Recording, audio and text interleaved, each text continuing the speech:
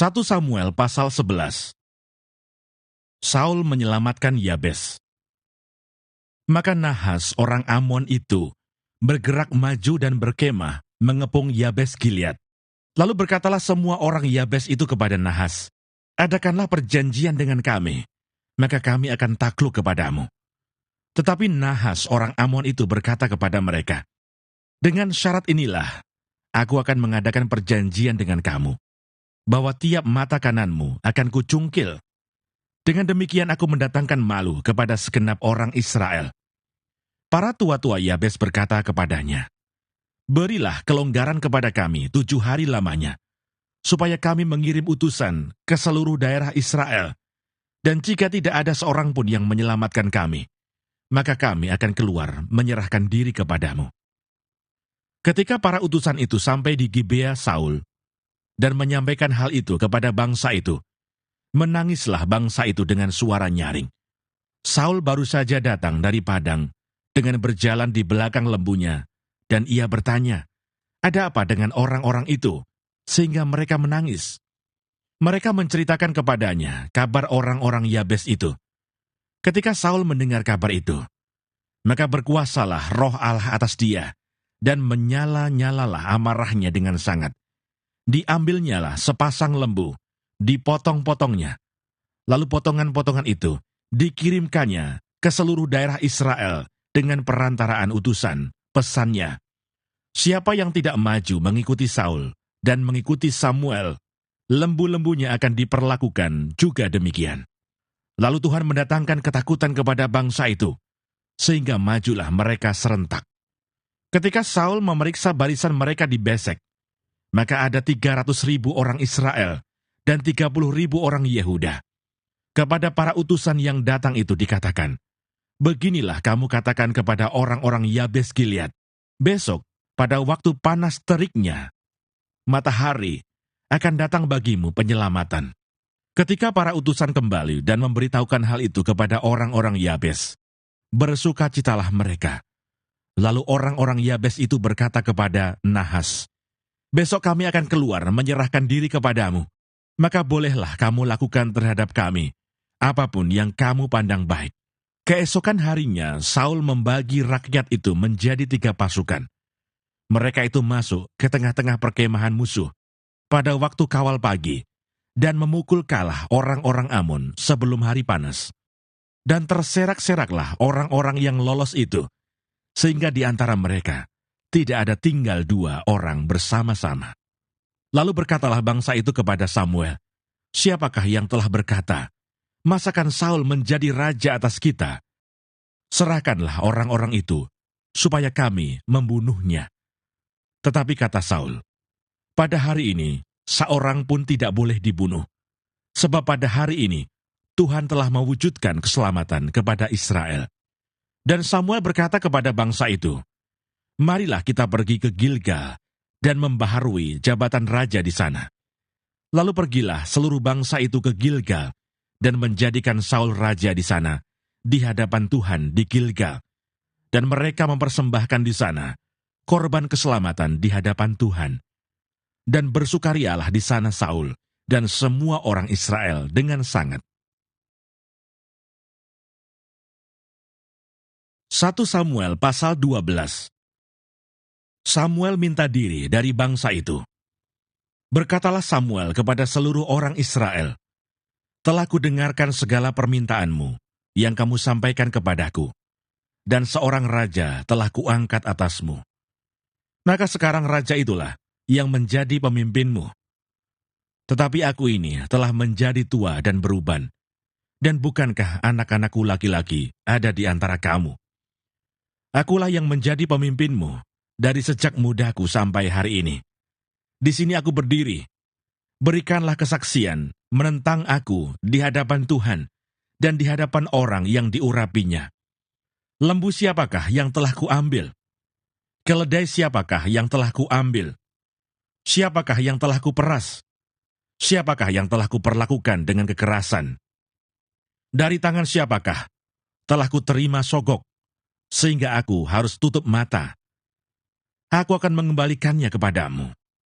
Jawab mereka, Engkau tidak memeras kami, dan engkau tidak memperlakukan kami dengan kekerasan, dan engkau tidak menerima apa-apa dari tangan siapapun.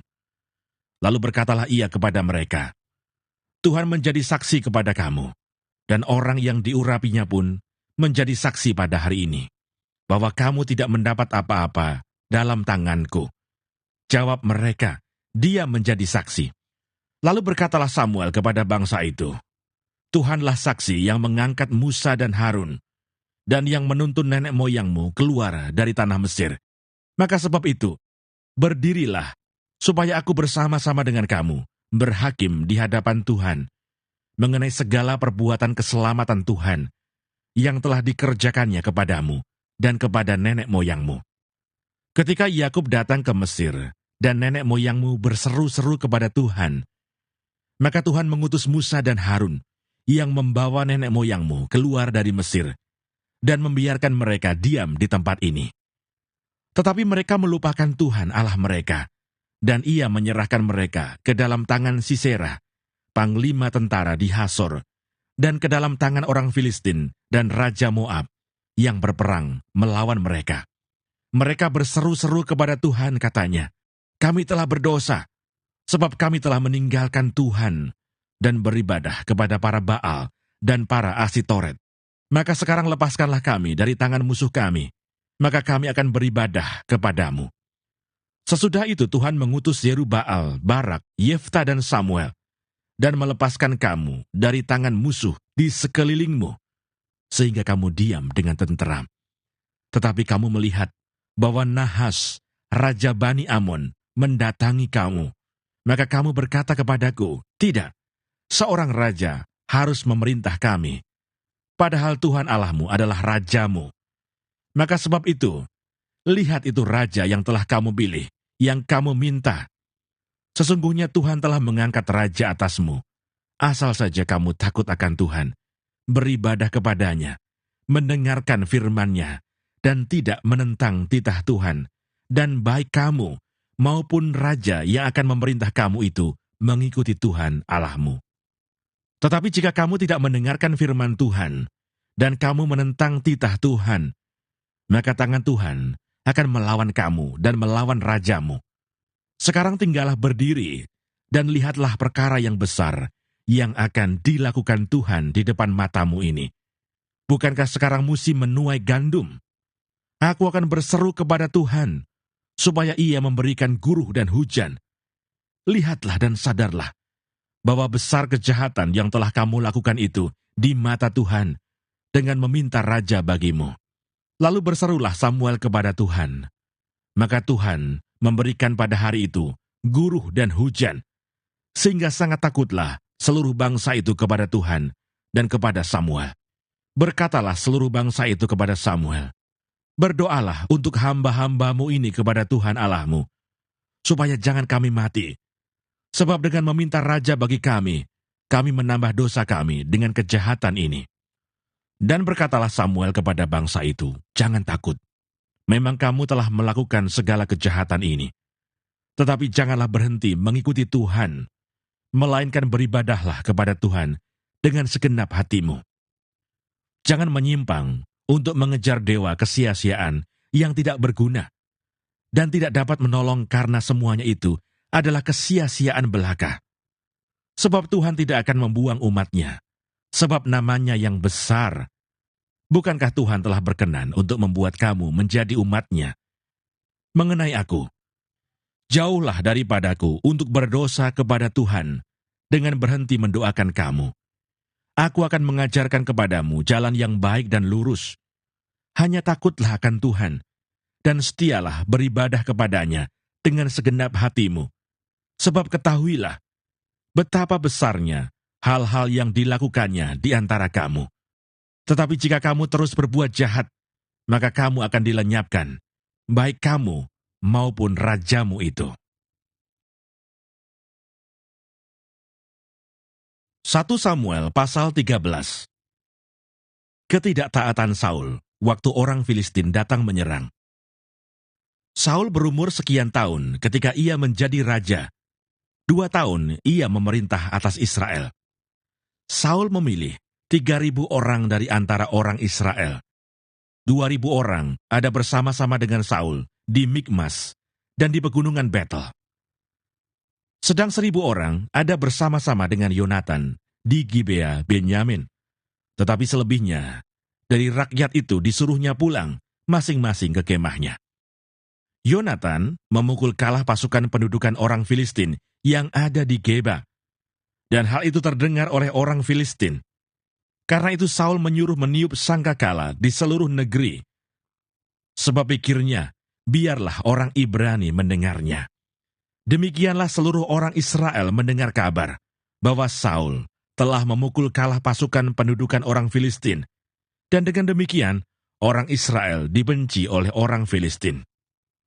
Kemudian dikerahkanlah rakyat itu untuk mengikuti Saul ke Gilgal. Adapun orang Filistin telah berkumpul untuk berperang melawan orang Israel dengan 3.000 kereta, 6.000 orang pasukan berkuda, dan pasukan berjalan kaki sebanyak pasir di tepi laut. Mereka bergerak maju dan berkemah di Mikmas, di sebelah timur Bet-Awen. Ketika dilihat orang-orang Israel bahwa mereka terjepit sebab rakyat memang terdesak, maka larilah rakyat bersembunyi di gua, keluk batu, bukit batu, liang batu, dan perigi. Malah ada orang Ibrani yang menyeberangi arungan sungai Yordan menuju tanah Gad dan Gilead. Sedang Saul masih di Gilgal, dan seluruh rakyat mengikutinya dengan gemetar. Ia menunggu 7 hari lamanya, sampai waktu yang ditentukan Samuel. Tetapi ketika Samuel tidak datang ke Gilgal, mulailah rakyat itu berserak-serak meninggalkan dia. Sebab itu Saul berkata, "Bawalah kepadaku korban bakaran dan korban keselamatan itu." Lalu ia mempersembahkan korban bakaran. Baru saja ia habis mempersembahkan korban bakaran, maka tampaklah Samuel datang. Saul pergi menyongsongnya untuk memberi salam kepadanya. Tetapi kata Samuel, "Apa yang telah kau perbuat?" Jawab Saul, "Karena aku melihat rakyat itu berserak-serak meninggalkan aku, dan engkau tidak datang pada waktu yang telah ditentukan. Padahal orang Filistin telah berkumpul di Mikmas. Maka pikirku, sebentar lagi orang Filistin akan menyerang aku di Gilgal. Padahal aku belum memohonkan belas kasihan Tuhan. Sebab itu aku memberanikan diri, lalu mempersembahkan korban bakaran." Kata Samuel kepada Saul, "Perbuatanmu itu bodoh. Engkau tidak mengikuti perintah Tuhan Allahmu yang diperintahkannya kepadamu. Sebab sedianya Tuhan mengokohkan kerajaanmu atas orang Israel untuk selama-lamanya. Tetapi sekarang kerajaanmu tidak akan tetap. Tuhan telah memilih seorang yang berkenan di hatinya, dan Tuhan telah menunjuk dia menjadi raja atas umatnya, karena engkau tidak mengikuti apa yang diperintahkan Tuhan kepadamu." Kemudian berangkatlah Samuel dan pergi dari Gilgal ke Gibea Benyamin. Tetapi Saul memeriksa barisan rakyat yang ada bersama-sama dengan dia itu, kira-kira 600 orang banyaknya. Saul dan Yonatan anaknya, dan rakyat yang ada bersama-sama dengan mereka, tinggal di Geba Benyamin, sedang orang Filistin berkemah di Mikmas. Maka keluarlah orang-orang penjara dari perkemahan orang Filistin dalam 3 gerombolan. Gerombolan yang satu mengambil jalan ke Ofra, ke daerah Shual. Gerombolan yang kedua mengambil jalan ke Bet-Horon, dan gerombolan yang satu lagi mengambil jalan ke perbatasan yang menghadap ke lembah Seboim, arah ke padang gurun. Seorang tukang besi tidak terdapat di seluruh negeri Israel, sebab orang Filistin berkata, "Jangan-jangan orang Ibrani membuat pedang atau tombak." Jadi semua orang Israel harus pergi kepada orang Filistin untuk mengasah mata bajaknya, beliungnya, kapaknya, atau aritnya masing-masing. Adapun bayarannya ialah 2/3 shikal untuk mata bajak dan beliung, dan 1/3 shikal untuk mengasah kapak dan untuk memasang kusa. Sehingga pada hari pertempuran itu, sebilah pedang atau lembing pun tidak terdapat pada seluruh rakyat yang ada bersama Saul dan Yonatan. Tetapi Saul dan Yonatan anaknya itu masih mempunyainya. Kepahlawanan Yonatan. Dan suatu pasukan pengawal orang Filistin telah keluar ke pelintasan gunung di Mikmas.